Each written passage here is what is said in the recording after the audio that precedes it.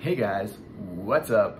So fantasy is a mainstream genre, and at the same time it's also not a mainstream genre. And there's different reasons why it's considered mainstream and it's also considered not mainstream, because really it's not mainstream, but it's definitely gotten a lot more popularity than it was in the past. I think due to pop culture and due to the fact that they started putting fantasy into a lot of movies, where in the past that really wasn't the case. You know, like back in the 80s or whatever, when the beginning of modern fantasy started, because like in the late 70s was Star Wars, in the early 80s was Conan the Barbarian.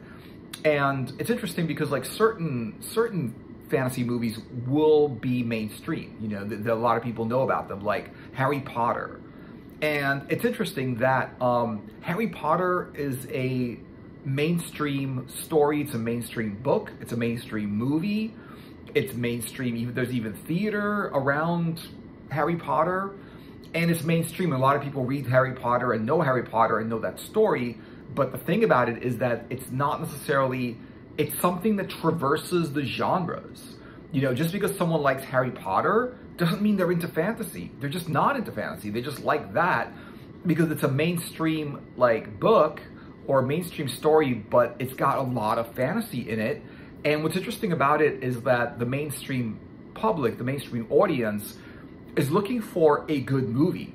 And if it's got fantasy in it, then it's got fantasy in it. And if it doesn't, then it doesn't. You know what I mean? They're not particularly attracted to it because of fantasy. But the thing is, more and more, like pop culture is becoming way more and more fantasy because of the popularity of manga and anime around the world. You know, people liked comic books before, but manga anime in the West is a relatively new thing. I remember there was a time with anime where it was hard to find any anime that wasn't in Japanese.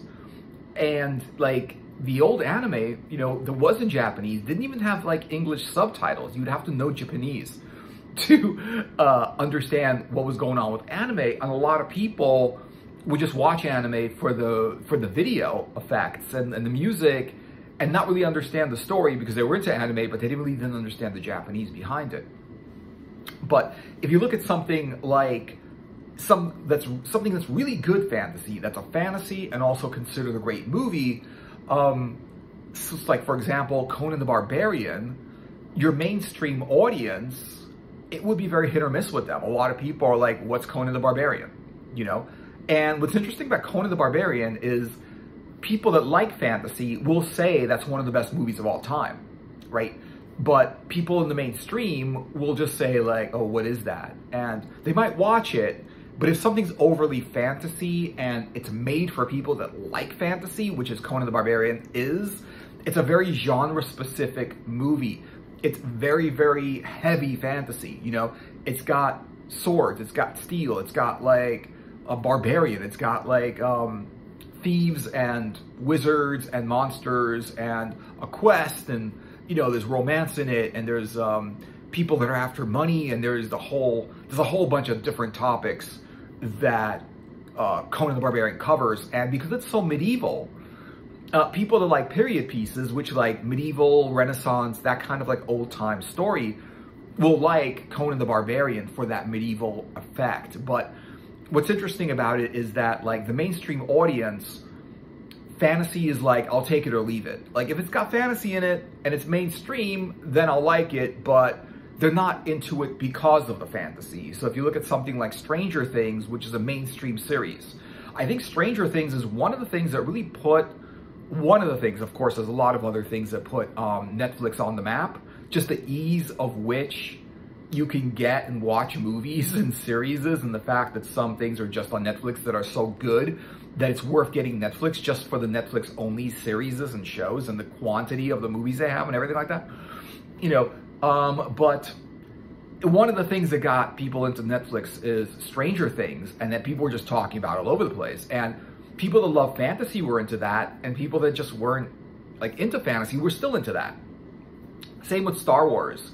Now, Star Wars is interesting because it does appeal to the fantasy sci-fi fan, but the thing is, it's so popular that, and it's in pop culture, that everyone's heard of it.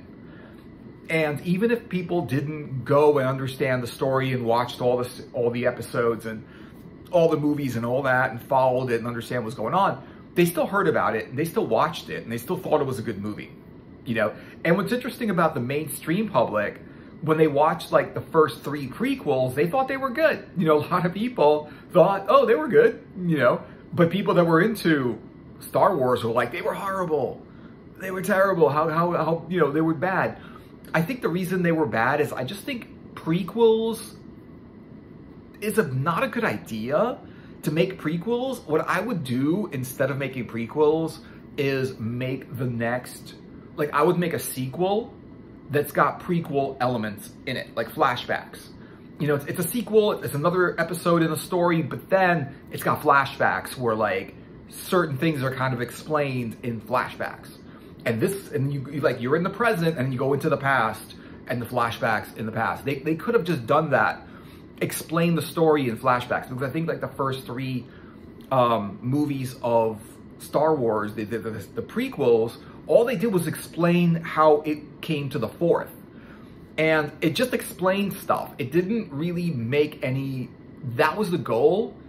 And because like you already knew the ending, you already knew where it was gonna go, you already knew what was gonna happen, you know, there was no surprise, there was no plot twists, there was nothing new there. I think they really miscalculated, like, one prequel could have been enough. You know, it could have just been one movie of the Star Wars prequel, and it could have been like episode 1, 2, and 3 in one movie. You didn't have to make 3 movies for it. Definitely didn't have to make 3 movies. If they put that in one movie, I think it would have made a good movie. Because if you take all the prequels, right, the 3 movies, and you take the best parts of them, best parts of the first, and then best parts of the second, and best parts of the third, because I think a third of those movies were good. The rest of them maybe not so much, but a third of them were good. If you put those 3 together and make part 1, part 2, part 3, it could have been one movie that was just divided into, this is, you know, into from 1 to 3. Just because it started with episode 4 doesn't mean you got to show 3 movies to explain how it all began. And I don't even think that they needed to explain how it all began. I think you know, it was enough of an explanation to not know. But anyway, it was just popular. It's just something that was very pop culture and popular at the time. But just because somebody will like Star Wars who's into mainstream doesn't mean they like other fantasy, you know? So what's interesting about it is that some fantasy becomes mainstream while other fantasy, even though that they are watched and loved by the fantasy audience, stays a subgenre of what's mainstream. So something like a great movie, sort of like Logan's Run, which is like about the future and this weird compound where everybody lives, you know, to a certain age, and then they have to all go to, like, basically, like, they don't know that they die or something, or whatever happens at some age, they get, like, recycled or something like that, you know, and they run away, and that was about what the story was about. You know, just because Logan's Run was an amazing movie, people that love fantasy will tell you Logan's Run, great movie. But it's not, even though it's a great movie, it's keeping, you know, and people that love mainstream movies will probably like it, but because it's just very fantasy, and it's like fantasy from start to finish, and it just didn't get popular enough, it didn't become a mainstream thing, there was not enough people talking about it, it was not enough of a reputation of that movie, it just wasn't big, is the reason why people just in the mainstream audience never heard of it, you know? However, other fantasy movies are pretty popular. The Matrix, huge movie, complete fantasy. I would say that, like, yes, it's sci-fi, but because it's got some sci-fi elements with the spaceships and the weird, it's in the future, and the whole battery thing, and it's machines and stuff like that, right? But it's got a lot of fantasy elements because, like, is Neo the one, and he's able to bend reality to his will or whatever it is, or control reality, and they explain it as like, basically he's able to control reality because reality that they live in is a virtual reality, and you're able to tap into that and control it because it's virtual.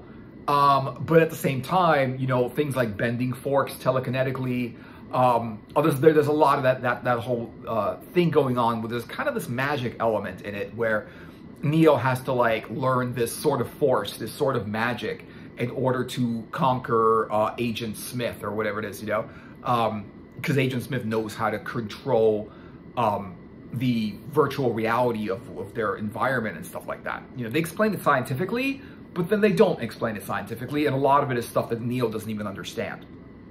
So it's that kind of like, so it makes it fantasy, you know, but because it's so popular, because all of a sudden it was basically meant to be a fantasy movie, but it went mainstream. You know, it went mainstream because it just became super popular to the point where even people that didn't like fantasy or sci-fi still liked it. They went to see it, and a lot of them liked it. It was just a generally good movie. It's just like, well, we're like, horror is not mainstream, and horror probably won't be mainstream in the near future, but, you know, certain horror is mainstream. You know, like Nightmare on Elm Street is a mainstream movie. Maybe those people that watched the first one didn't watch all of them, but they heard of it and they know what it is. It's mainstream. Look at something like Game of Thrones, right? It was thrown on, I think it was on HBO or something like that. And it was just thrown out there. And even like the first episode, it was more of a period piece than it was a fantasy, because there was no fantasy elements in the first episode. It was just all, and that was what was weird. It was, I was expecting fantasy with Game of Thrones, and it wasn't even about, the fantasy was just like a subplot of Game of Thrones. And I was expecting that, and I didn't get any of it. And I was just like, this is not fantasy enough. But then later on, it did become more and more fantasy. But people got into Game of Thrones. For one thing, it was on HBO, and HBO is a mainstream thing, just like Netflix. Stuff that's on Netflix, even though like it's becoming more and more fantasy, they're putting fantasy elements into a lot of different movies. But, you know, but they will show you movies that are like not fantasy also that people are going to get into. But I think the genre is just bigger because it's permeated through all kinds of mediums and different ways to kind of consume it, right? One of them is comic books. Comic books was at first pretty much a lot of different genres. It was like, you know, true crime or fake crime or whatever. There was superheroes. There was like detective comics in the past. Heroes obviously became the biggest thing with comic books. And that's just kind of like, it gave comic books the sort of like reputation that it was for kids, because superhero stories have the reputation they're for kids. However, like if you were a kid, you know, reading superhero comics or watching superhero movies, you know, and you grew up, well, you probably still like superheroes, right? Oh, you might have grown out of it and just like your taste changed, but a lot of people, they still like what they liked when they were a kid. You know, it's just like the kids that like superheroes are now the adults that like superheroes. The kids that liked fantasy are now the adults that like fantasy, you know? They want to see more of it. But what's interesting about like mainstream fantasy is it's not mainstream because it's fantasy, whereas like the genre where it's fantasy to be fantasy to appeal to people who love fantasy is not geared to, it's not directed for the mainstream audience, but some things are. I think definitely The Matrix was. That was, I think the Terminator was, because there's just a lot of story in there that's not fantasy. It's not like, there's a lot of other stuff. There's a lot of other plots and subplots in The Matrix. You know, there's a lot of like weird technology, and it's a commentary about the world and where it's going into the future, and how machines are becoming more and more powerful. And it's got to do with people being afraid that the machines at some point, because they're just becoming more and more powerful, will take over and can just rule the world on their own in some way. You know, it's sort of like that. It's sort of like the same way like 1984, the people that wrote 1984, the guy that wrote 1984, it was about like how the world is going to become the surveillance state where everyone is going to like, there's going to be cameras everywhere. And you know what, whatever. It's just like, it didn't exactly work out the way they said it was. There's cameras, but it's not necessarily, you know, at the same time, because they were using surveillance to like pretty much, I guess, so to make to be like a bad government, you know. But it's interesting how that kind of like changed, but it was sort of like that kind of like fear-based story of the future. You know, and there's a lot of different stories of the future. Some of them are like, oh, this is going to be this utopia in the future and everything's going to be amazing. We're going to go to other planets and meet other, you know, aliens and stuff like that. And there's going to be star systems and, you know, there's going to be peace and whatever it is. And other people are just like, you know, yes, dystopia. It's going to be cyberpunk. It's going to be dystopian. And people aren't going to be able to like live their lives because there's going to be a lot of interference through different powers and whatever it is, you know. And so, that's the thing about like fantasy is basically, you know, it's a fantasy story, so it's going to appeal to the fantasy audience, but at some point it just becomes popular enough that it's basically to the mainstream audience. And sometimes it's got to do with actors. And I think this is the same thing with like, you know, with Star Wars. It's just that like the actors in not all the actors in Star Wars, but Harrison Ford, he wasn't a big actor when he was in Star Wars, but he became a big actor later. And what happened was people liked the Harrison Ford movies. They liked him as an actor, and they watched Temple of Doom or like Raiders of the Lost Ark or something like that, where, yeah, you know, like, yeah, it's sort of a fantasy story. It's more of like an adventure. It's more of like an archaeological adventure. It's not, definitely wasn't a fantasy story. Like, you know, they had fantasy elements in it, like the Lost Ark, the fact that, you know, they were looking for occult pieces and things like that. You know, the Nazis were looking for occult things and whatever it is. But it was basically an adventure story that was set in the past. And so that's kind of like interesting how that was one of the other things that made Harrison Ford so big. So there was Air Force One. There were a lot of different movies that Harrison Ford was in. Blade Runner was another one. People that were not into fantasy liked Blade Runner because just the whole mood of the movie is very cyberpunk. I think it was the first cyberpunk movie that ever came out that was really cyberpunk. Like, there were some cyberpunk elements, I think, in other movies, but this one was pure cyberpunk. And it was just like cyberpunk from beginning to end. It stayed true to that genre. And so Harrison Ford was just in more and more really good movies. And people knew who he was, so they're going to watch Star Wars. They're going to watch the original Star Wars. They might not be into the fantasy elements of it, but they're into like Harrison Ford, like, oh, I want to see it. And I think it's the same thing with The Matrix. People were into Keanu Reeves. And also like the Terminator, people were already into Arnold Schwarzenegger at that time, right? Even though like at the time, I don't know if he wasn't really that popular. Like, he did Conan the Barbarian, and I think it really hit with a lot of, not just the fantasy fans, but the bodybuilding fans. The people that were into fitness and bodybuilding, they liked Conan the Barbarian because of the whole bodybuilding. He was like the first real bodybuilding, like, actor in a big role in a big movie that was actually good, you know? And so when the Terminator came out, it was just a generally good movie, even though it had sci-fi and fantasy elements in it. I think more sci-fi, but it had some fantasy elements in it, based on the future and whatever it was. But so there was that. There was that, and it just became something that everyone used to watch. Like, if you look at something like E.T., the Extraterrestrial, that was a sci-fi movie about an alien that came down to Earth and stuff like that. But what's interesting about E.T. is people started watching that movie who weren't actually sci-fi fans. And so the thing about like sci-fi being mainstream or like fantasy being mainstream is that people in the mainstream watch it because it's a mainstream movie, not because it's a fantasy movie. Not because they like the fantasy part of it, but they're just open to, oh, this is fantasy. Mainstream has a lot, it's popular stuff. It's just like what's popular, but it's got different, you know, elements all over the place. If you look at something like the movie Ghost, that became mainstream. A lot of people heard of it. A lot of people watched it.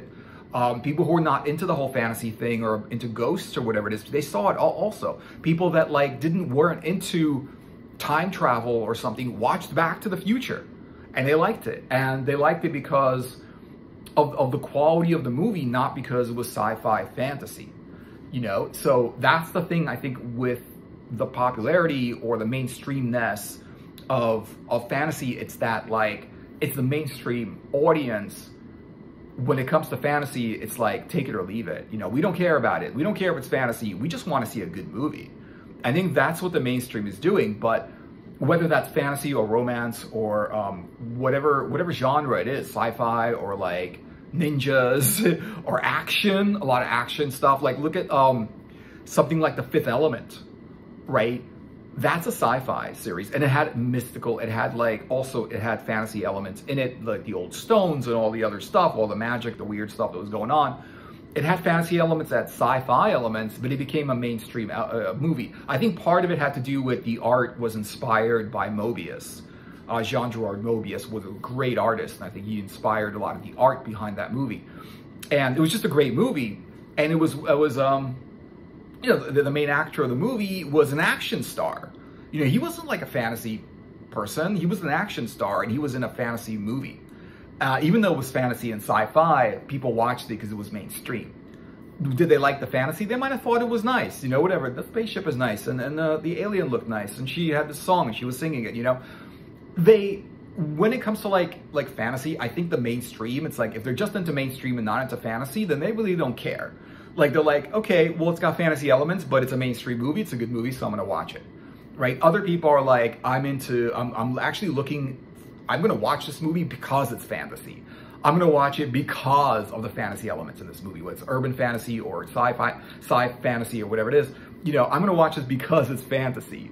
And I think that's the kind of like the difference where the fantasy genre appeals to fantasy, but also, when just something becomes a big movie and a really, really good movie, it's going to appeal to everyone. People that don't even like fantasy will still like E.T. or the Terminator or the Matrix, or even they'll like Conan the Barbarian, because it's got a lot of stories in it that's not just a fantasy story. There's a lot of adventure. There's a lot of like how this kid was born and how you went through life and his whole adventures and things like that. So let me know what you're thinking in the comments. Thanks for watching, guys. I hope you enjoyed the video. Like and subscribe and turn on notifications so you know when I'm making a video. And yeah, I'll see you guys in another video later.